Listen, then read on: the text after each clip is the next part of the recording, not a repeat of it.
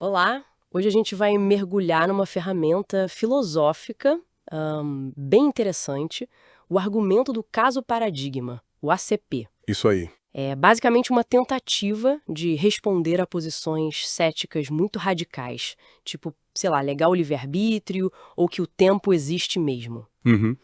A gente tem um texto aqui que explora um pouco a história disso, a estrutura do argumento e, claro, as críticas. Sempre tem críticas, né? Sempre. Então, a nossa ideia aqui é entender como ele funciona e por que ele está tão ligado a essa filosofia da linguagem comum do dia a dia. Certo. Fica a pergunta, né? Como é que o jeito que a gente fala pode, assim, enfrentar ideias filosóficas tão cabeludas? Pois é uma estratégia curiosa mesmo. Esse argumento surgiu ali mais ou menos em meados do século XX, né? Com filósofos como o Norman Malcolm, o Anthony Flew. Certo? A ideia deles era essa, prestando atenção em como a gente usa as palavras no cotidiano, muitos problemas filosóficos talvez pudessem ser, sei lá, dissolvidos. Dissolvidos, boa! O ACP tenta ser isso, uma defesa baseada na nossa própria linguagem contra aquele ceticismo mais, digamos, extremo. Tá. Então, o ponto central são esses tais casos paradigmáticos. O que seria isso exatamente? Pelo que eu li, são, tipo, os exemplos super claros, né? Os modelos do que uma palavra significa. Isso, Aqueles exemplos que a gente usaria para ensinar a palavra para alguém.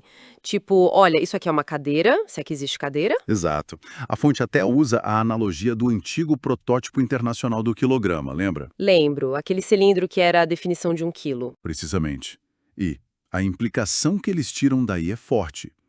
Se esses exemplos definem o significado, então você dizer que eles não são exemplos daquilo, bom, seria uma contradição. Ah, entendi. Seria como olhar para o tal protótipo e falar: isso aí não tem 1 quilo. Você estaria negando a própria definição que ele estabelece. Faz sentido a lógica. Mas funciona mesmo? O texto dá o exemplo do ceticismo sobre ver pessoas. O cético diria algo como: ah, a gente nunca vê a pessoa inteira, só a roupa, a superfície, um pedaço. E aí o ACP entra em campo. Ele diria: opa, peraí. No dia a dia, a gente usa ver uma pessoa perfeitamente bem quando olha para alguém na nossa frente, mesmo de roupa. Sim, total. A gente ensina a expressão desse jeito. Esses são os casos paradigmáticos. Para quem defende o ACP, argumentar que isso não é ver uma pessoa de verdade seria, sei lá, tão estranho quanto dizer que as pinturas do Picasso não são cubistas. Mesmo que elas tenham ajudado a definir o cubismo. Exato. Seria mudar o sentido da palavra no meio do jogo, né? E a aplicação que deu mais o que falar, parece, foi no livre-arbítrio. Aí a coisa esquenta. Ah, sim. O Fleu até deu uma estrutura para o argumento, né? Isso. Premissa 1. Certas coisas acontecem. Fato. Exemplo. Alguém decide casar por amor, sem ninguém forçando.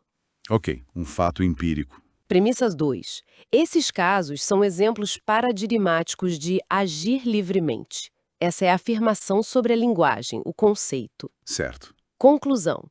Logo, existem ações livres. E a justificativa para essa premissa 2 vem justamente daí, do nosso uso comum. A gente diz que a pessoa agiu por vontade própria, quis casar. Usaria esses exemplos para ensinar o que é escolher livremente. Exatamente. A ideia é que o significado comum de agir livremente é estabelecido por esses casos. Pelo menos o significado do dia a dia. Mas aí vêm as críticas, né? E elas focam muito nessa premissa 2. Com certeza. A primeira é: será que esses casos são mesmo paradigmáticos do conceito completo? Críticos como Papineau ou Passmore, eles levantam essa dúvida. Hum. Tipo, será que a gente, no fundo, não pressupõe algo mais ali? Como, sei lá, a ausência de determinismo causal. Aquela ideia de que tudo já está É pré-determinado. uma boa pergunta.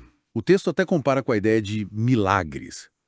Mesmo que algo estranho aconteça, a interpretação, foi um milagre, pode estar baseada numa crença talvez equivocada, né? Exato. Então a questão vira o que está dentro do nosso conceito comum de livre-arbítrio. Só não ter uma arma na cabeça?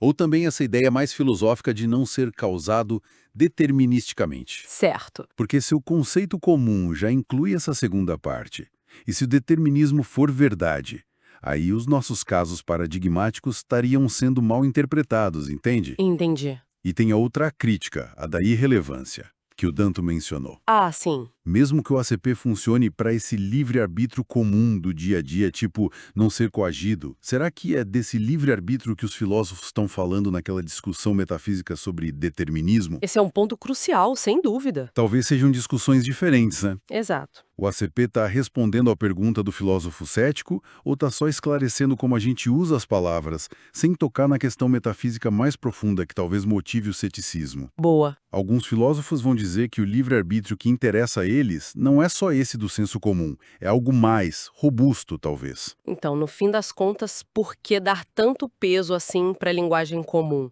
O Malcolm chegou a colar que a linguagem comum é a linguagem correta. Isso soa meio definitivo demais, não? É a sua forte, mas acho que tem que entender o ponto dele. Não é que o senso comum nunca erre sobre fatos, a gente pode confundir uma coisa com outra, claro. Certo. Mas a linguagem comum, ela estabelece as regras de como as palavras são usadas corretamente. Chamar um ato que não foi forçado de livre é seguir a regra do nosso jogo de linguagem. Ah, usando a ideia do Wittgenstein. Exato. A linguagem como um conjunto de práticas com regras. E a prática linguística em si não é verdadeira ou falsa. Ela define o que conta como usar a palavra certo. Entendi. Criticar a prática em si seria como dizer que a regra de como o cavalo anda no xadrez está errada. Não está errada. A regra é o jogo.